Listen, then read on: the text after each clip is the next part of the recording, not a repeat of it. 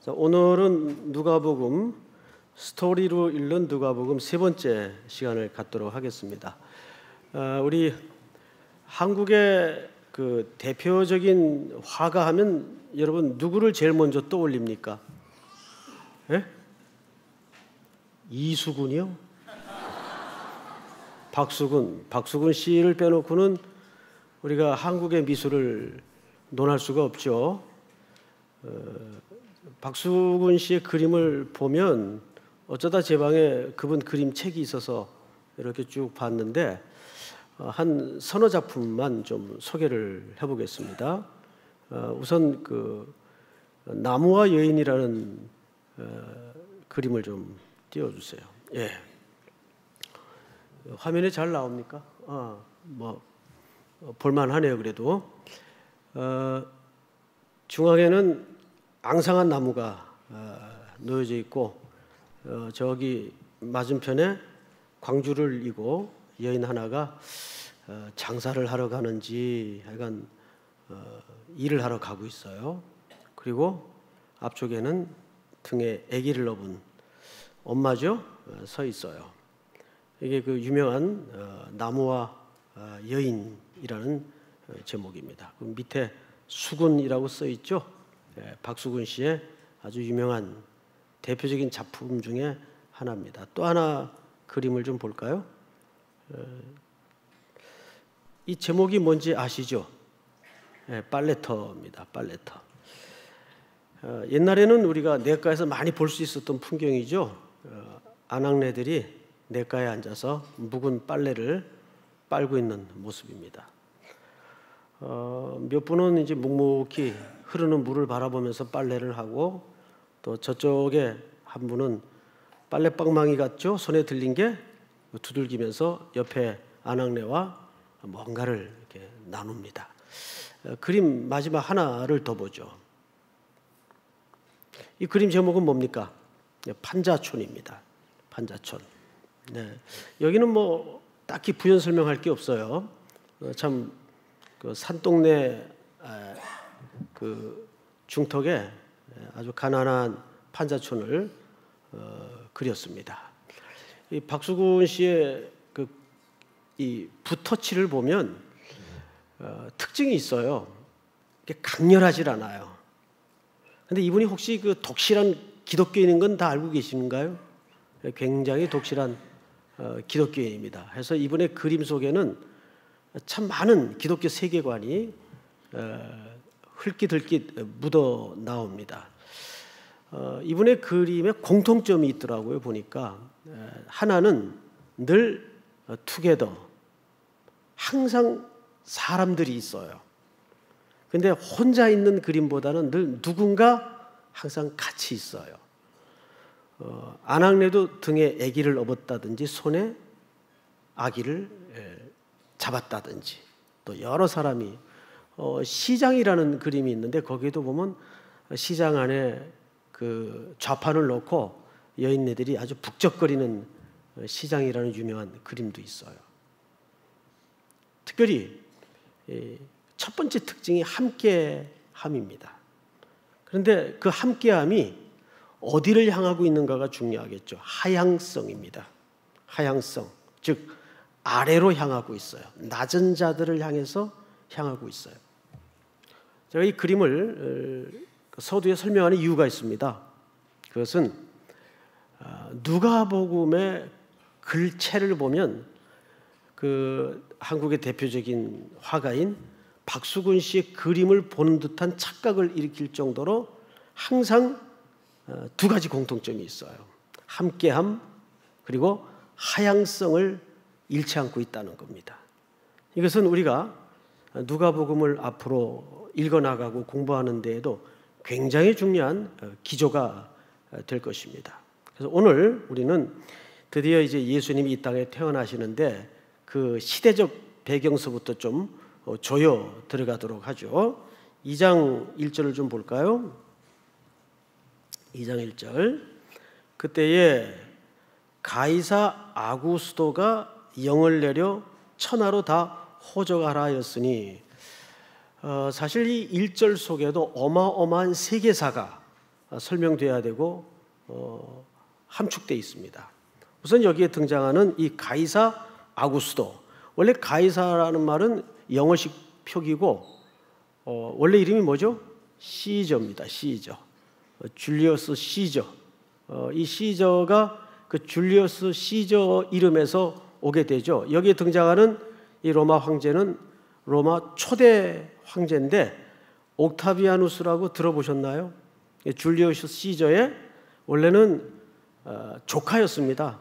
그러다가 후에 아들로 입적이 돼서 나중에는 양아들이 되죠. 그러면서 그 시저의 이름을 받습니다. 그래서 가이사 또는 시저 아구스토가 됩니다. 원래 원명은 옥타비아누스입니다. 여기 등장하는 이 황제는 그 당시만 해도 뭐 옥타비아누스, 줄리어스 시저 하면 세계를 손에 거머쥐고 쥐락펴락하던 유명한 역사적 실체했던 인물 아니겠어요?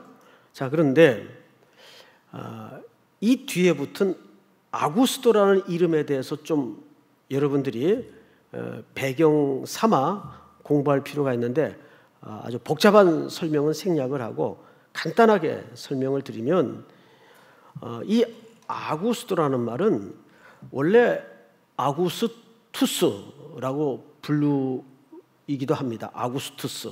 그걸 이제 줄여서 아구스토 이렇게 부르는데 원로 집정관들이 우리가 로마 제국만 알지 로마 제국 전에 공화 정치를 했던 시절은 잘 몰라요. 로마 제국 전에 로마 공화국이었습니다. 공화국이라는 것은 여러 리더들이 합의체를 이루어서 원로회의라고도 하죠. 그 사람들을 각각은 전부 집정관이라고도 부릅니다. 그들이 모여서 국가의 모든 정책과 결정을 하곤 합니다. 몇 사람 유명한 사람들이 역사 속에 등장을 하죠.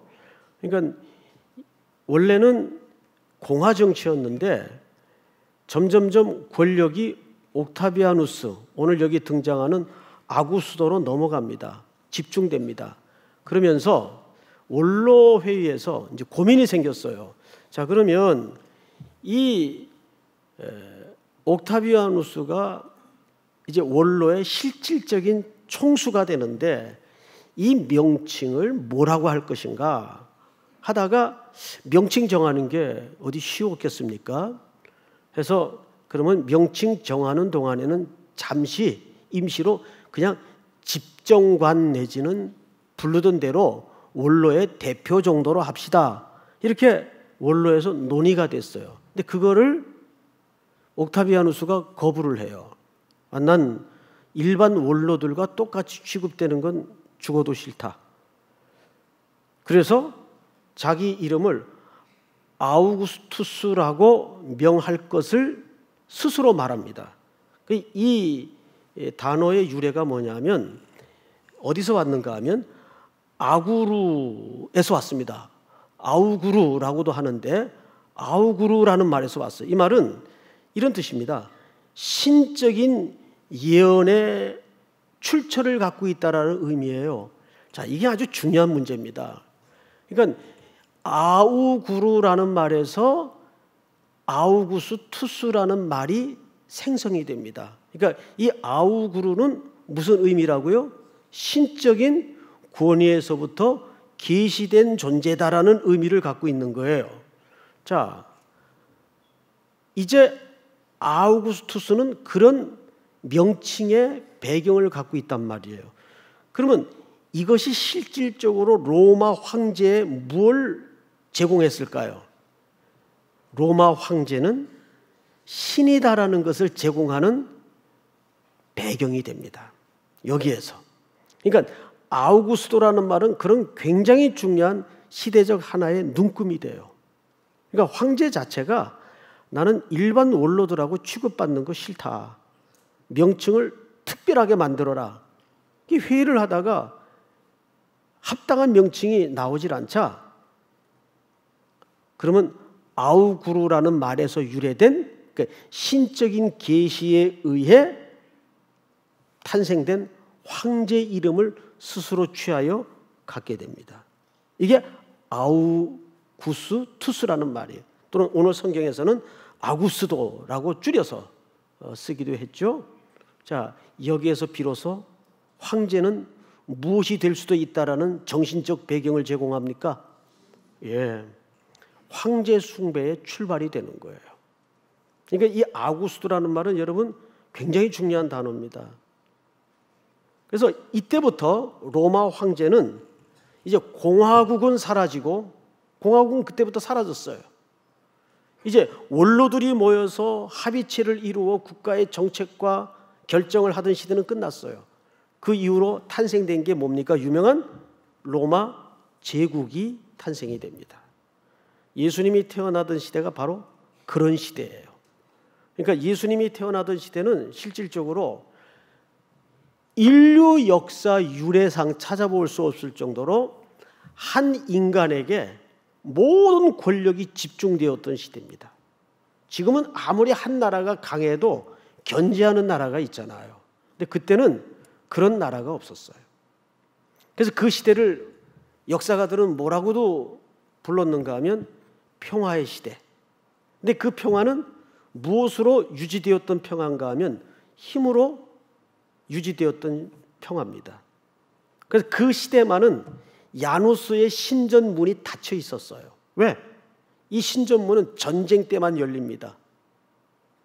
전쟁이 없으니까 야누스의 신전문이 닫혔던 시대라고도 불리웁니다. 그만큼 온 세계가 로마의 시퍼런 무시무시한 한 권력 앞에 속된 말로 찍소리 못하던 세상이었어요. 그것이 로마의 평화입니다. 그때 예수님은 태어나서 전혀 그 시대와는 매력적이지 않는, 어울리지 않는 하나님의 평화를 외치기 시작한 겁니다. 가당이나 한 일이겠습니까? 근데 결국은 로마의 평화는 한계를 갖게 되었죠. 그 시대는 사실상 가장 평화로운 시대였지만 속내를 들여다보면 가장 슬픈 시대였습니다. 아무도 로마의 황제 앞과 권력 앞에서 한마디를 못했던 시대예요. 그런 시대입니다. 자, 그때 이제 드디어 역사의 렌즈는 조용히 한 마을로 카메라 렌즈를 돌립니다. 그것이 오늘 본문의 내용이에요. 1절을 다시 보십시다. 그때에 가이사 아구스도가 영을 내려 천하로 다 호적하라 하였으니, 자, 여기 뭐 하라고 명령을 내렸죠? 예, 호적하라. 보통 이제 우리 성경을 연구하거나 또 설교하거나 공부하는 분들은 이 호적하라는 부분에 대해서 크게 비중을 안 두는 것이 일반적인 예입니다. 그런데 이 시대 전후를 살았던 유대 역사가 요세푸스라는 분이 있어요. 이분은 세례 요한의 탄생보다, 심지어는 예수님의 탄생보다 이 호적하라는 이 로마의 천하에 내린 명령에 대해서 집중적으로 방대한 자료를 남겨놓고 있습니다. 그만큼 이 호적하라는 말은 우리 전체 신약 성경을 이해하는데도 굉장히 중요한 역사의 분기점이 돼요. 그러니까 어쩌면 이 호적하라는 말을 어떻게 받아들이고 이해하느냐에 따라서 성경 해석도 달라질 수밖에 없는 겁니다.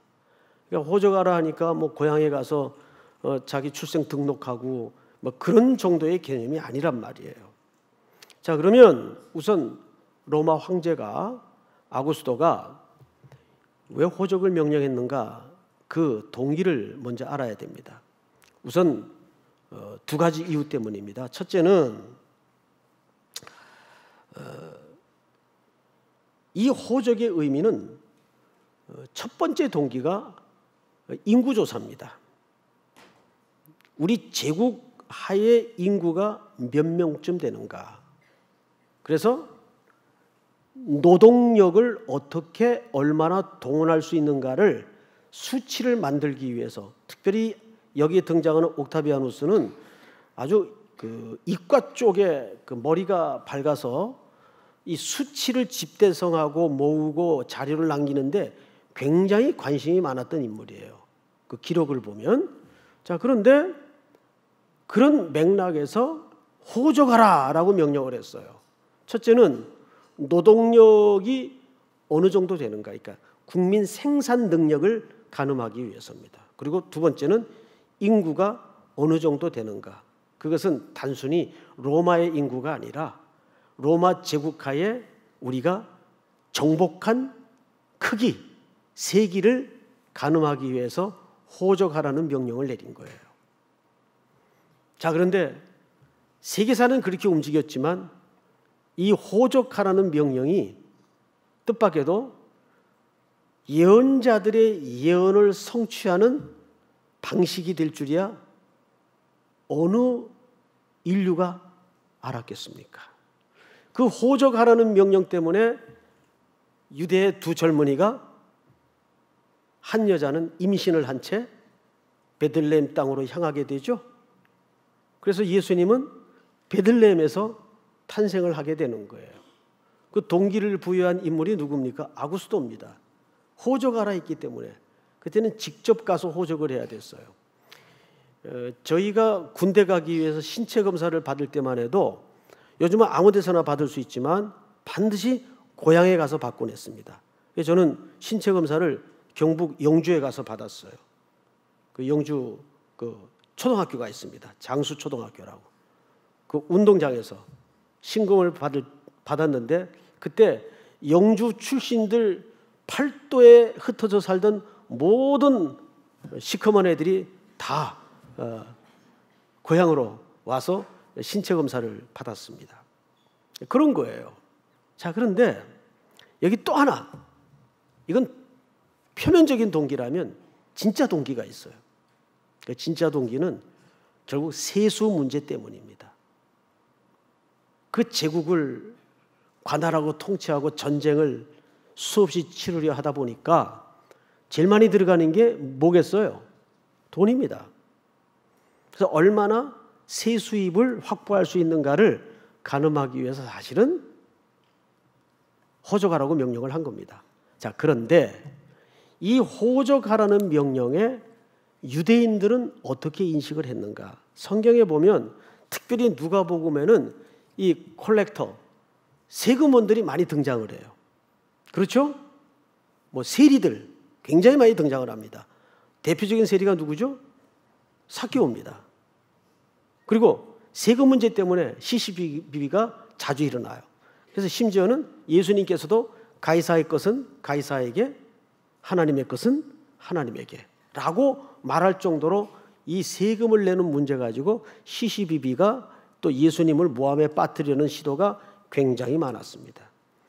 자, 여기에서 우리가 한 가지 알 수 있는 것은 유대인들은 세금을 바치는 문제가 단순히 내 주머니에서 로마 군주 국가에 돈이 나간다라는 개념이 아니에요. 이것은 어떤 식으로 이들이 이해를 받았는가 하면 그들의 노예가 되고 하나님을 배반한다는 공식으로 받아들였습니다.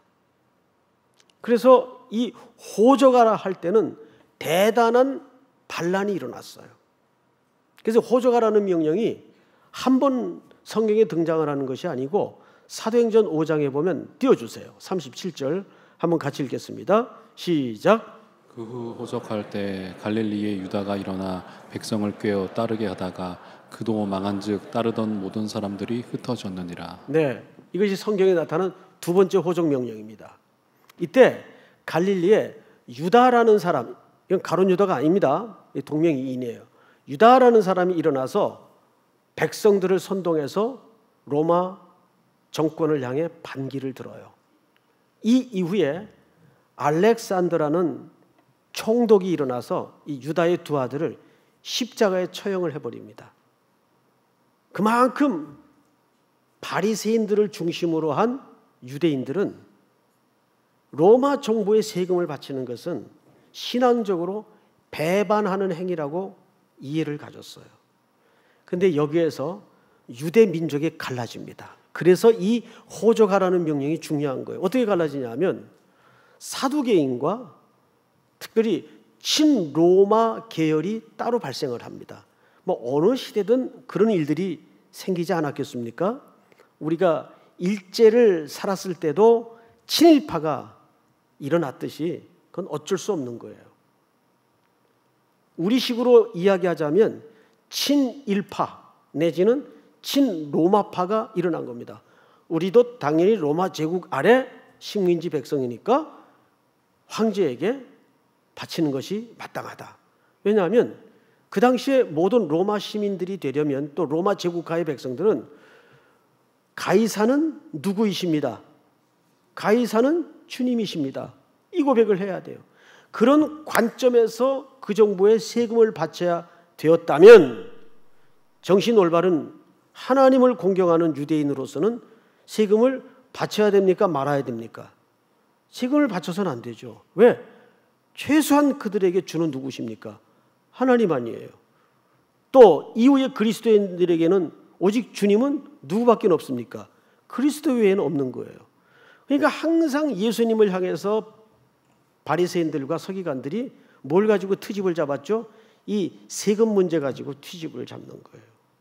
당신은 가이사에게 세금을 바치는 게 옳습니까? 바치지 않는 게 옳습니까?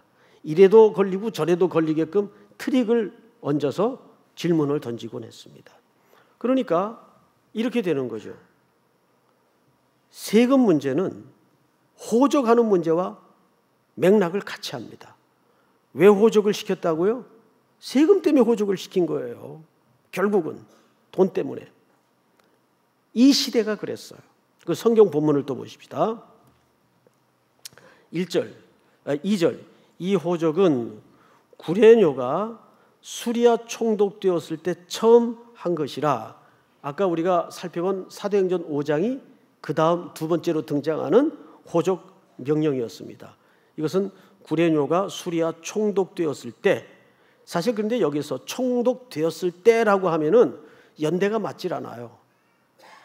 총독되었을 때보다는 오히려 총독을 지내는 동안, 또 총독이라는 표현보다는 집정관 내지는 지배자로 있는 동안.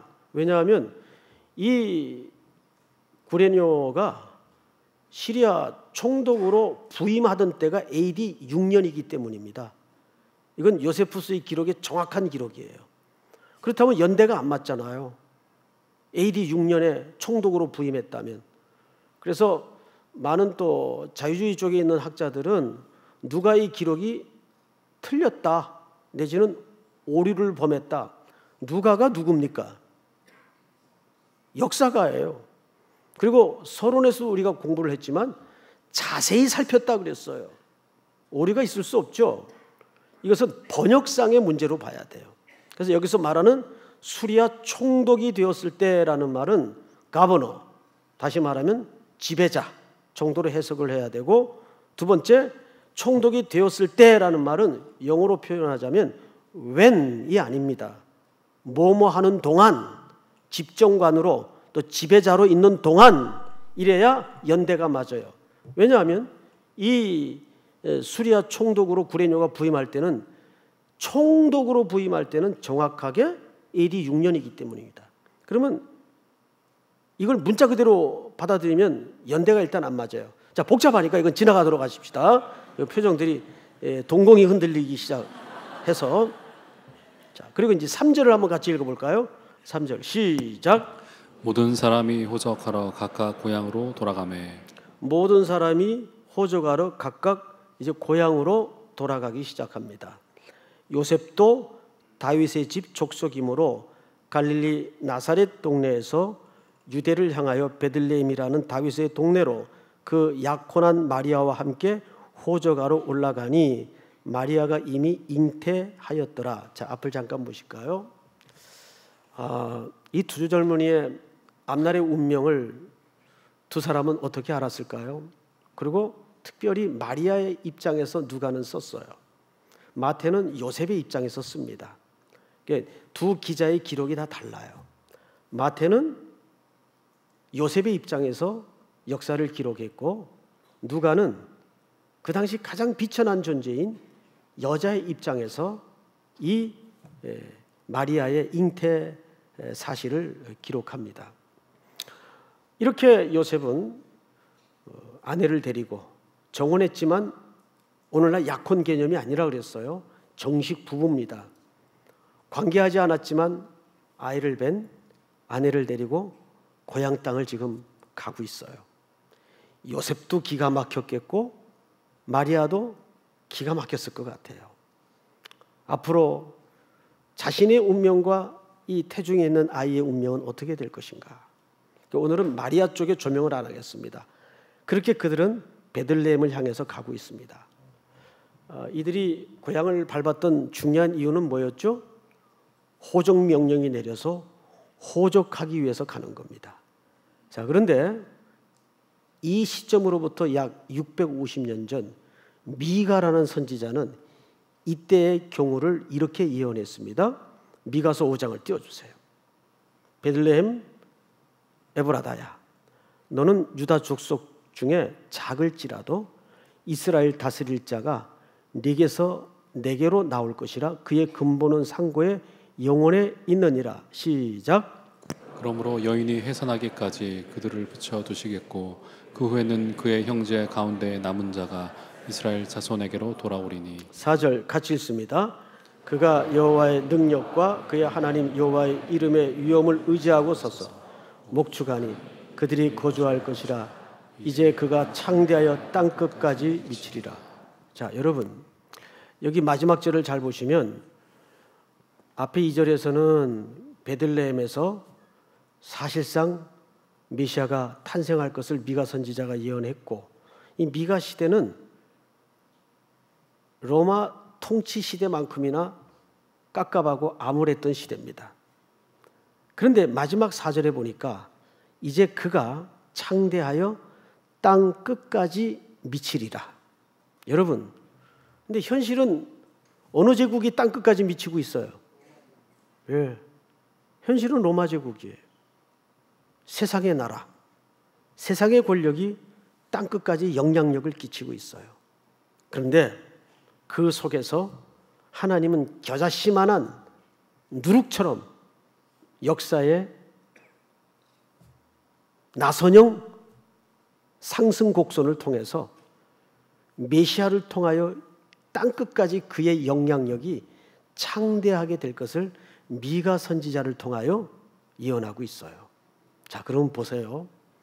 지금 천하의 호적 명령을 내렸어요. 누가?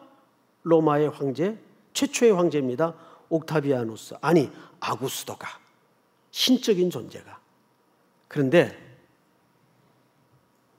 카메라 렌즈 한 대는 어디를 집요하게 비치고 있습니까?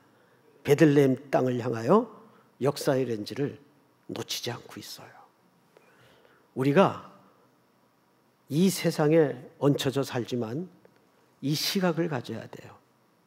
하나님의 예언과 하나님의 약속과 하나님의 성취는 세상이 온통 요동을 치고 득세를 하고 뒤집어지는 것 같아도 하나님의 역사하시는 카메라 렌즈는 결국 그리스도를 통해서 어떻게 이 역사가 진행되고 있는가를 봐야 돼요. 믿습니까? 그렇게 온 시대가 덤벼들어 요셉을 무너뜨리려 했고 교회를 무너뜨리려 했어요. 그것이 한 번도 성공으로 매듭지어졌던 적이 있나요? 한 번도 없습니다. 하나님은 집요하도록 하나님의 역사를 진행시켜 나가고 이루어 나가십니다. 우리는 그 전능하신 분의 손에 붙들려 있는 겁니다. 통계, 확률 이런 데 여러분들의 인식을 매몰시키지 마십시오. 우리는 유일한 확률이, 유일한 근거가 그리스도의 역사입니다. 그것을 여기서 지금 말해주는 거예요. 진정한 헤게모니는 로마 황제의 거머쥔 천하의 평화가 아니라 지금 베들레헴, 누구도 주목하지 않던 땅, 누구도 주목하지 않던 가녀린 여인의 태중에 성령으로 잉태된 그 아기 예수님을 통해서 이 땅의 진정한 헤게모니가 시작이 되는 거예요. 그러니까 결국 여러분들이 가진 것 없고 스펙 없고 부족하고 연약할지라도 이 모든 우주와 역사와 세상의 헤게모니는 누가 붙들고 있는 겁니까? 여러분들이 붙들고 있는 거예요. 믿습니까? 자, 우리 또 성경을 보십시다. 4절을 볼까요? 5절을 보십시다.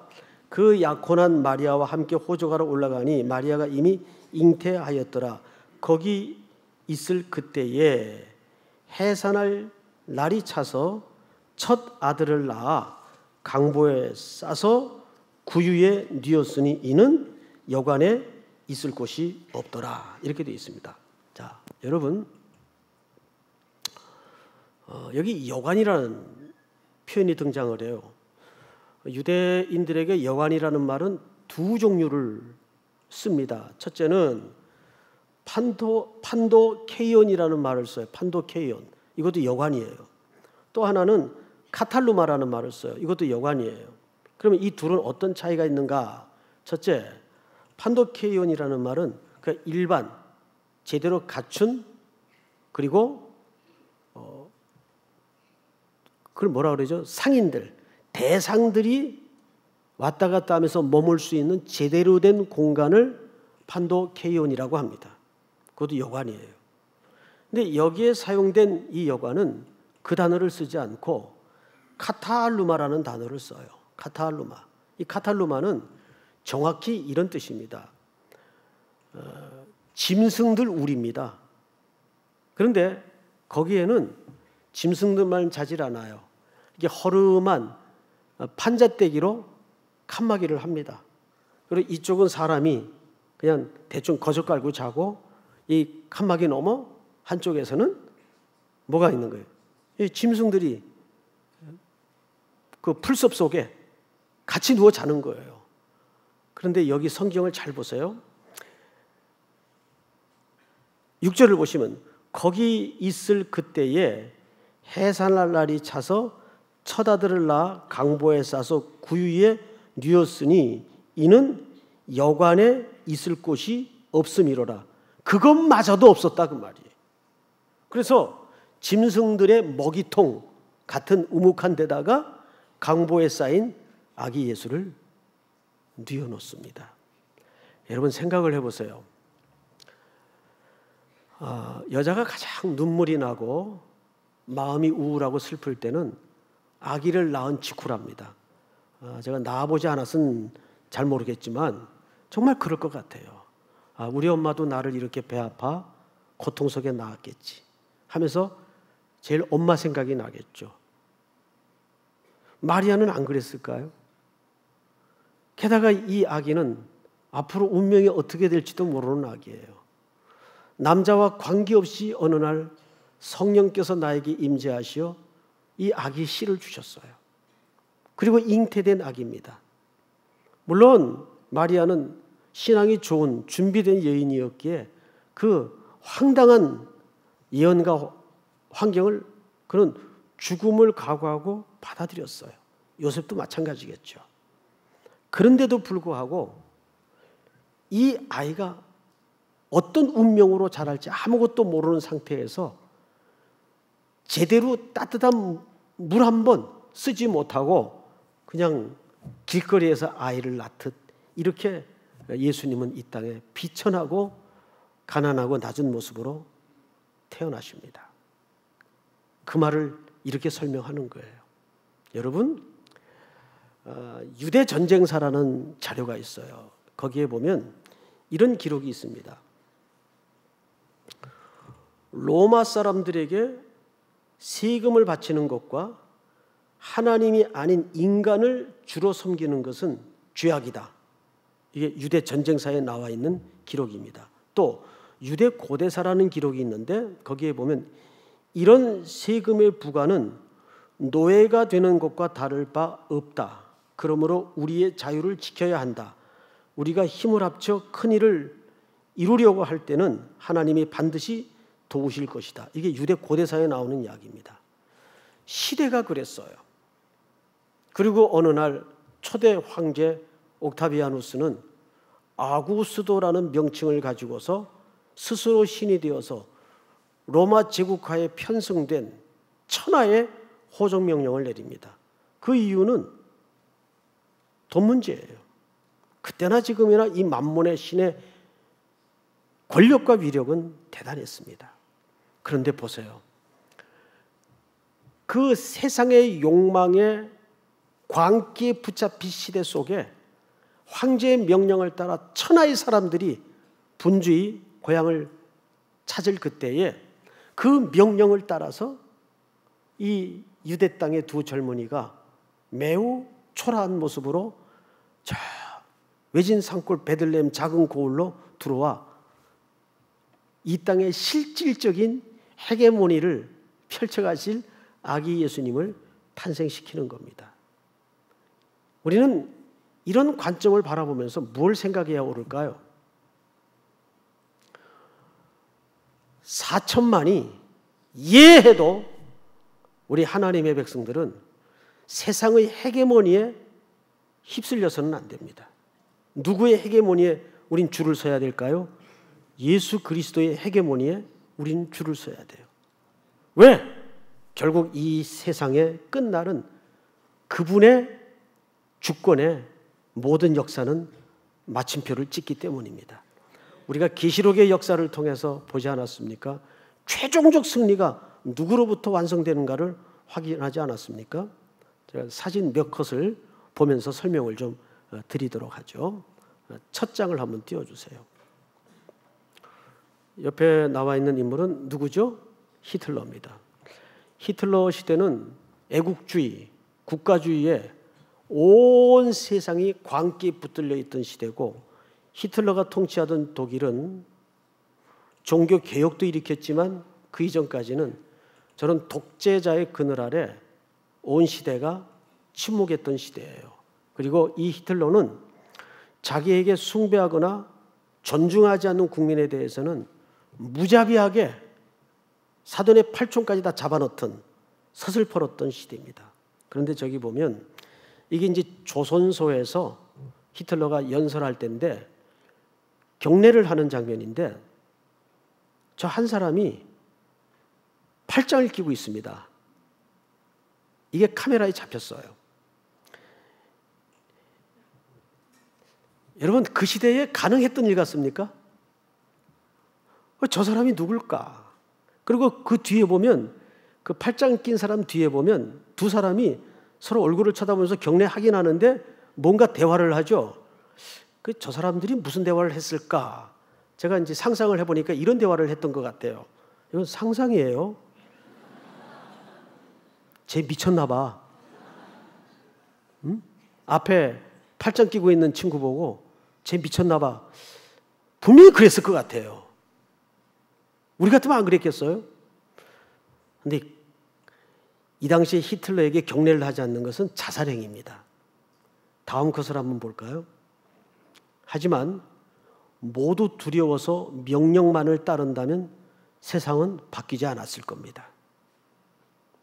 다음 그림을 또 보십시다. 자신의 신념과 죽음도 두렵지 않은 용기와 의지, 그것을 행동으로 옮겨야 비로소 세상은 움직입니다. 다음 컷을 한번 보십시다. 바로 저 사람이 이 사람이에요. 팔짱 끼었던 사람. 1931년 란트메서, 이름이 란트메서입니다. 볼룸 N 보수 조선소 노동자로 일했습니다. 이 사람은 원래 21살에 나치에 가입을 했었습니다. 그러다가 운명이 바뀝니다. 4년 후에 그는 유대인 출신의 여성과 사랑 끝에 결혼을 하게 됩니다. 다음 것을 볼까요? 그렇게 둘이는 유대인과 결혼했다는 이유 하나로 매번 순간순간마다 따가운 시선 아래 힘든 시간을 보내다가 히틀러가 얼마나 유대인들에 대해서 잔인하고 반인륜적인 행태를 하고 있는가를 깨닫는 후부터 나치에서도 물론 탈당을 했지만 모든 사람이 손을 들어 히틀러를 경배하고 있는 저 순간에 팔짱을 끼고 눈매는 히틀러를 향하여 노려보고 있어요. 그리고 다음 것을 보십시다.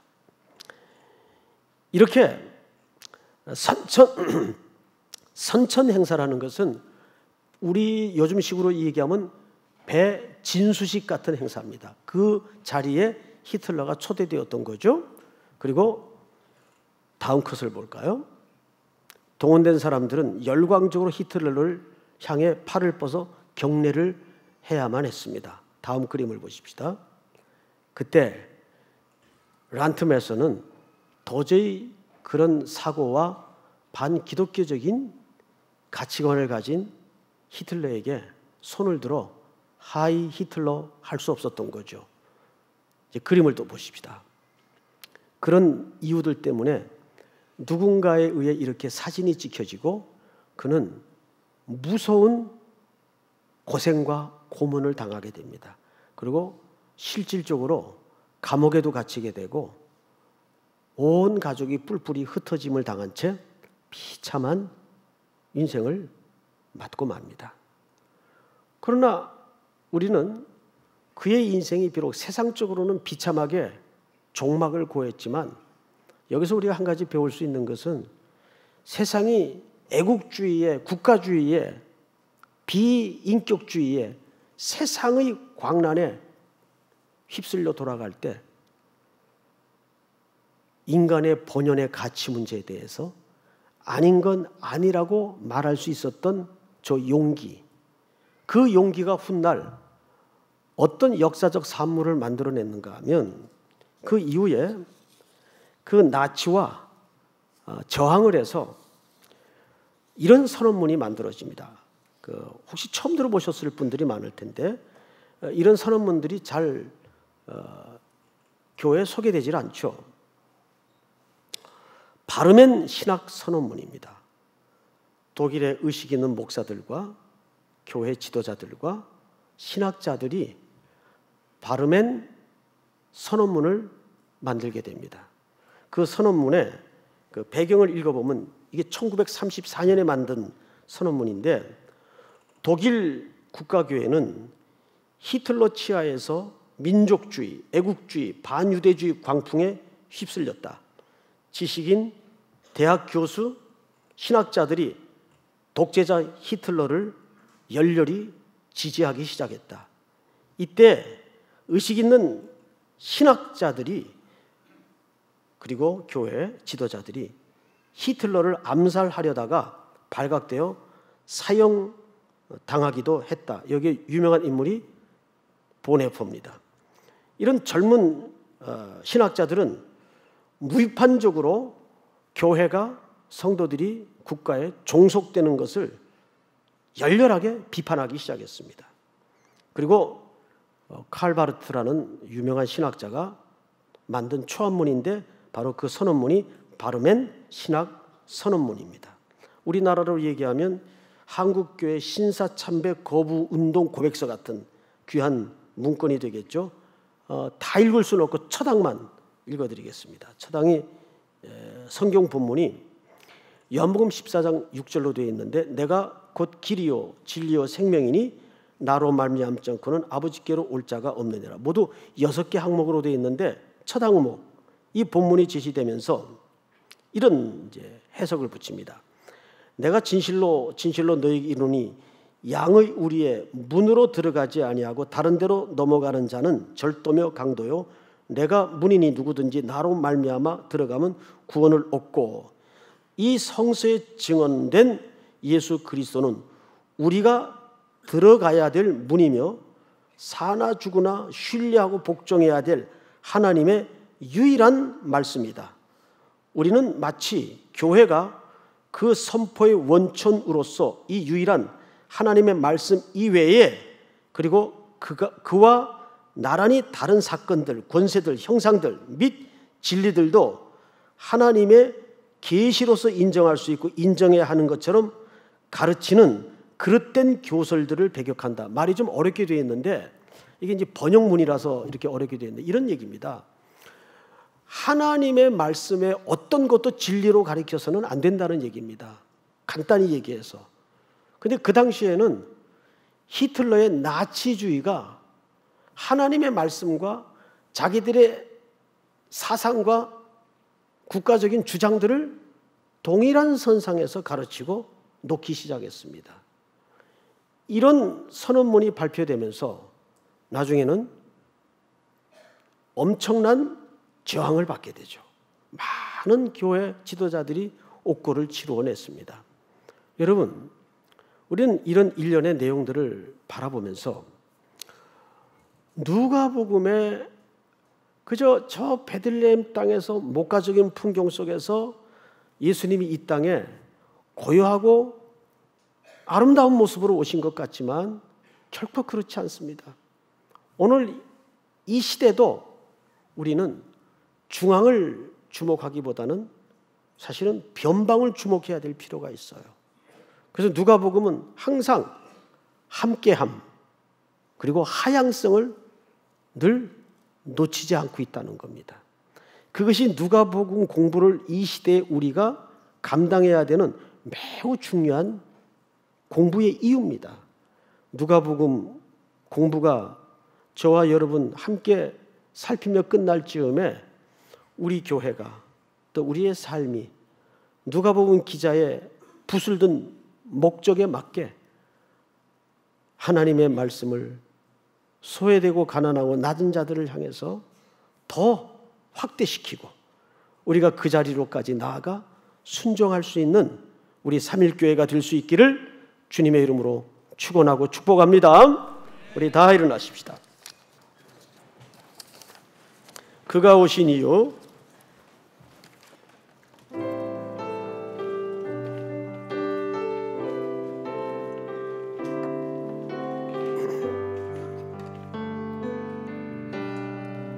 이 세상 가장 아름다운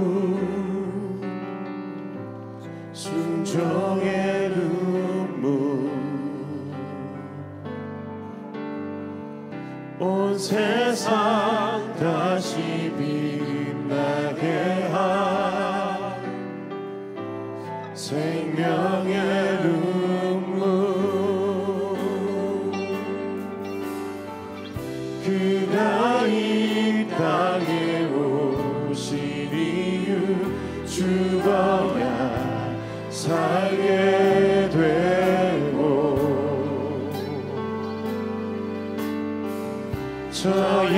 져야만 승리하는 놀랍고 영원한 신비 지으신 그대로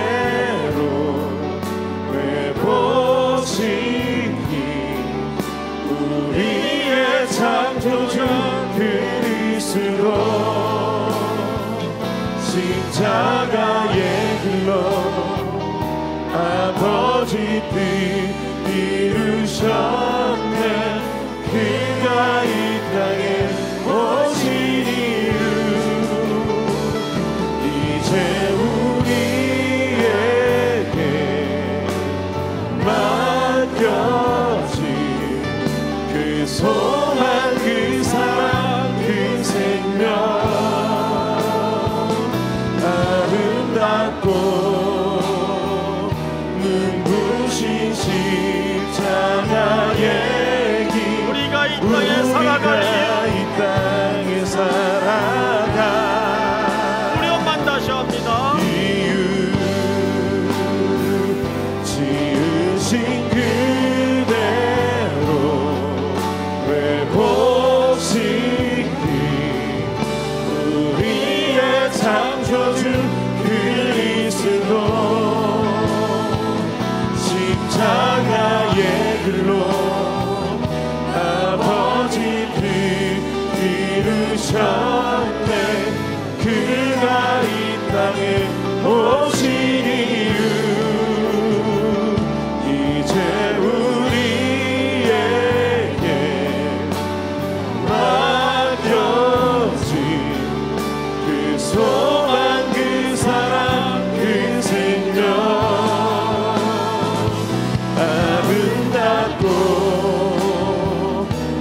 기쁘신 십자가의 길 우리가 이 땅에 살아간 이유. 우리 한번 고요히 눈을 감고 머리 숙여 하나님 앞에 또 한 주를 예배로 시작합니다. 이렇게 기도합시다. 오늘 종일 하나님 앞에 들려졌던 말씀을 복기해 보십시다. 오전에는 하나님의 나라의 샬롬은 어쩌다 거저 무심히 주어진 샬롬이 아니었습니다. 내가 죽어야 될, 내가 받아야 될 심판의 자리에, 죄의 징벌에 예수 그리스도께서 대신 심판과 징벌을 받으셨고, 그렇게 우리에게 하늘의 샬롬의 은혜가 임했습니다. 오늘 두 번째는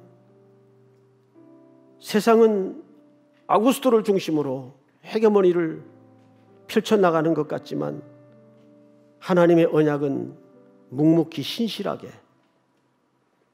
수백 년이 흐른 후에도 저 베들레헴 땅에 성취되고 임하고 있다는 사실을 누가는 놓치지 않고 역사적 필체로 집요하게 기록해 놓고 있습니다.